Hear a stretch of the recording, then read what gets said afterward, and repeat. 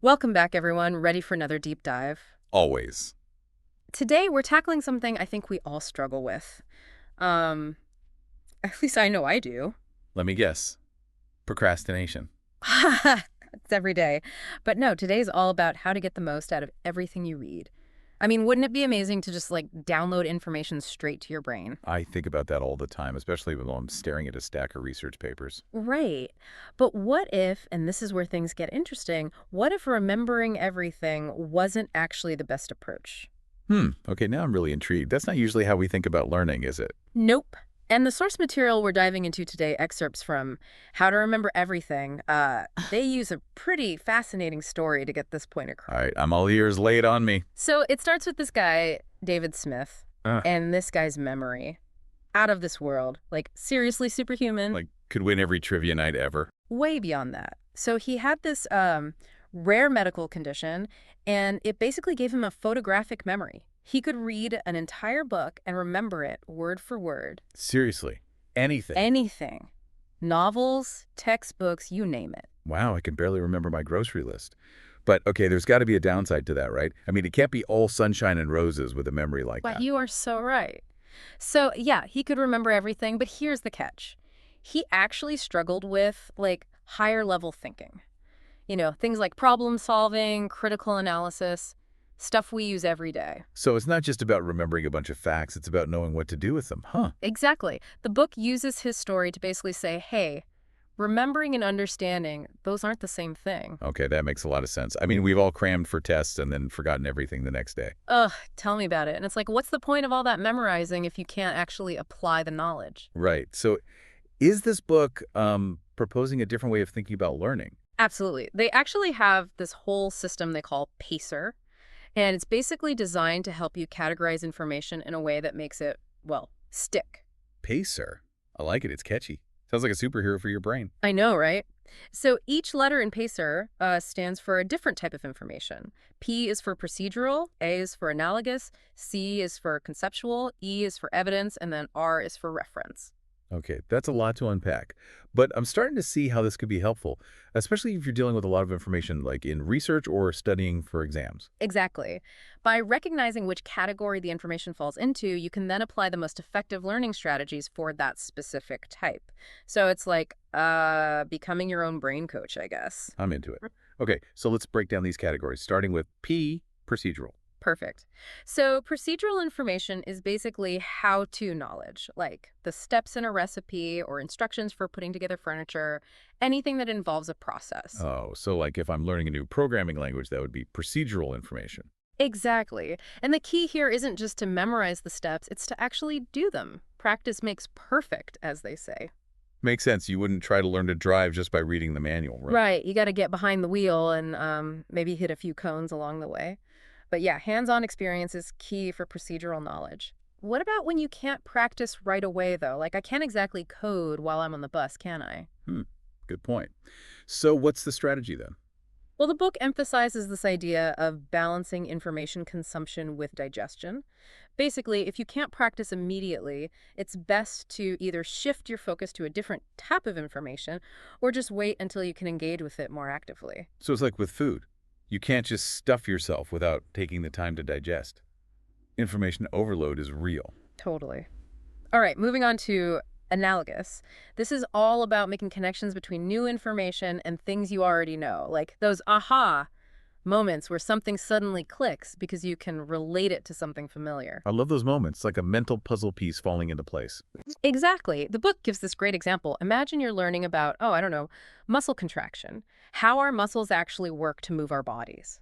If you already understand how an engine works, you might start to notice some similarities. Both involve a series of coordinated actions that result in movement. So by drawing that analogy, you're creating a mental shortcut that makes it easier to grasp the new concepts. Exactly. But, and this is important, the book emphasizes that you got to be careful with analogies. Oh yeah, why is that? Well, because sometimes analogies can oversimplify things or lead to misunderstandings if you take them too literally. So it's about using analogies as a starting point, but then going deeper and really analyzing those connections. Exactly. Don't just accept an analogy at face value. Ask yourself, how strong is this connection really? How are these things similar and how are they different? Okay, I'm starting to see how this PACER system is building a framework for more efficient learning. It's not just about memorizing, it's about making connections and actively thinking about the information. Couldn't have said it better myself. All right, ready to tackle C conceptual. Bring it on. I'm starting to get the hang of this. Yeah. So, conceptual, is that like the big picture stuff? You got it. Conceptual information is all about those underlying principles, theories, ideas, the things that explain the why behind the how. So if procedural is like the instruction manual, conceptual is understanding the science or theory behind those instructions. Perfect analogy. Let's stick with the car engine example. Procedural would be knowing how to change the oil or replace a spark plug.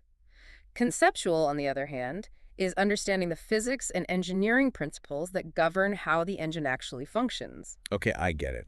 But conceptual information can be pretty dense, right? Any tips on how to make it stick? The book recommends mind maps. Ah, mind maps. Those are always fun. Right, and they're super helpful for visualizing connections between ideas. You start with a central concept in the middle of the page and then branch out, adding related ideas, details, examples, whatever helps you build that understanding. So it's like creating a visual representation of how all the pieces fit together. Exactly. And you can use different colors, draw diagrams, really make it your own. I do love a good color-coded mind map. But they can get pretty time-consuming, especially if you try to include every single detail. Oh, for sure. The key is to be strategic. Don't try to cram everything in. Just focus on those key concepts and the most important connections. So it's about prioritizing the information and finding the most efficient way to represent it. Exactly. And remember that balance we talked about? Consumption versus digestion. Yeah. If you find yourself getting bogged down creating a giant mind map, take a break. Don't let the process become the obstacle. Okay, that makes sense. Now I have to ask, within a mind map, could you actually end up creating analogies between different conceptual pieces of information? That's such a good observation. And it really highlights how these categories, they aren't necessarily mutually exclusive. Ah, so it's not just a linear process, it's more interconnected. I like that. Exactly. You can find analogies within conceptual information. You might need procedural knowledge to fully grasp a concept. It's all connected. It's like a multi-layered learning cake. So we've covered procedural, analogous, and conceptual. What's next?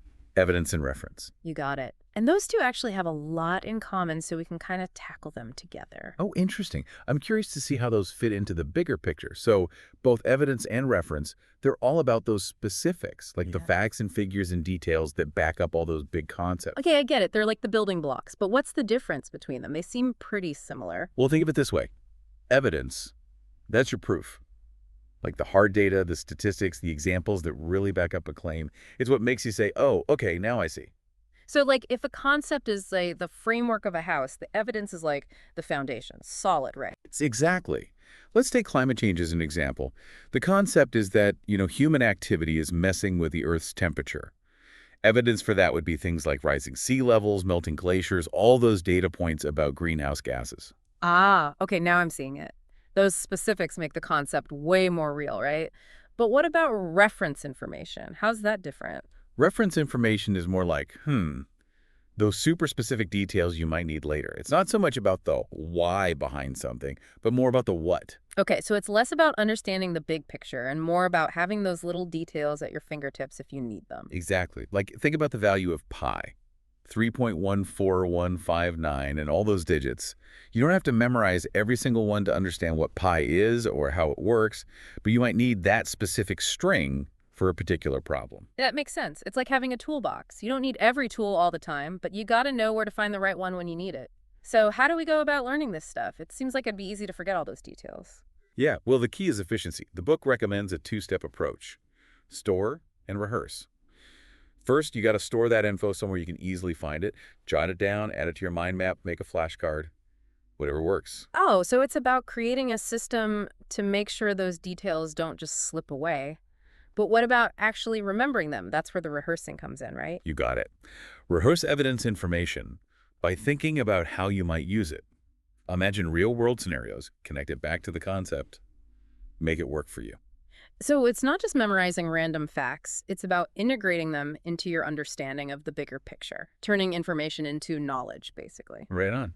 And for reference information, that's where flashcards and spaced repetition are super helpful. There are even apps like Anki, designed specifically for that kind of learning. Hunky, yeah, I've heard of that. It's like a personal trainer for your brain. But flashcards, don't they feel kind of old school? Well, they might seem basic, but spaced repetition is rooted in some serious brain science.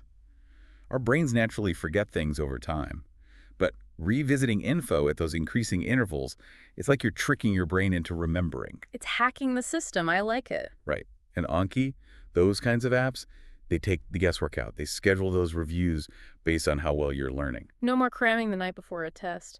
But I have to admit, all this talk about PACER and active learning, it makes me think. This deep dive, this book, it focuses so much on reading. But we learn from so many other places too, right? Lectures, videos, even just life experience. Do you think these principles can work for those as well? That's the really cool part. It's not about the medium. It's about how our brains work. These principles, categorizing information, active engagement, spaced repetition, they're not just for reading. So it's like we've unlocked a universal learning code.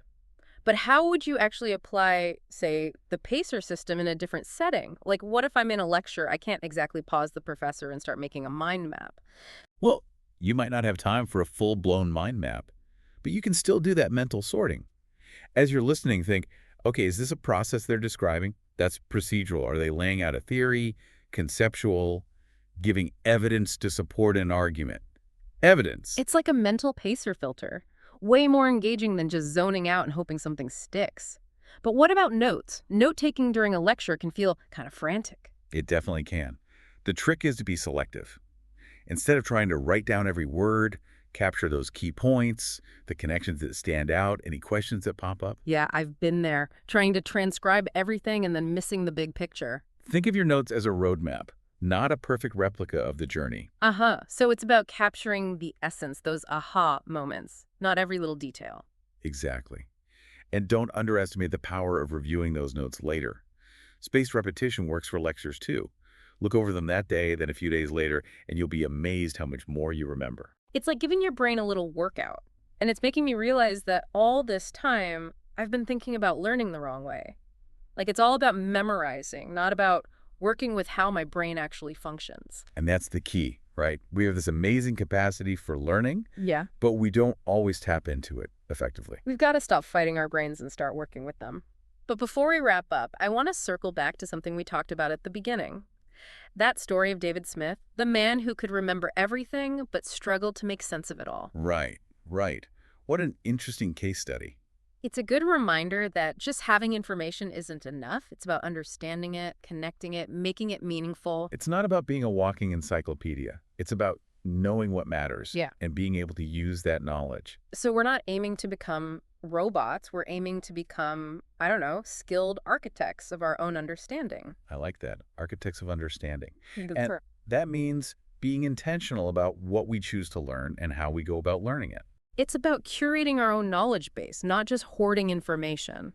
Exactly. And that's a journey, not a destination.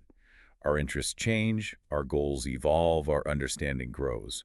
The important thing is to stay curious and open to new ideas. Well, I know I'm feeling a lot more curious about my own learning process after this deep dive. We started with a man who could remember everything, and somehow ended up discovering the power of remembering what matters. And that's a beautiful thing about learning, isn't it? It's full of surprises. Absolutely. To all our listeners out there, remember, you're not just a passive sponge soaking up information. You have the power to shape your own understanding. Choose your sources wisely, engage actively, and never stop exploring. Until next time, keep those brains buzzing.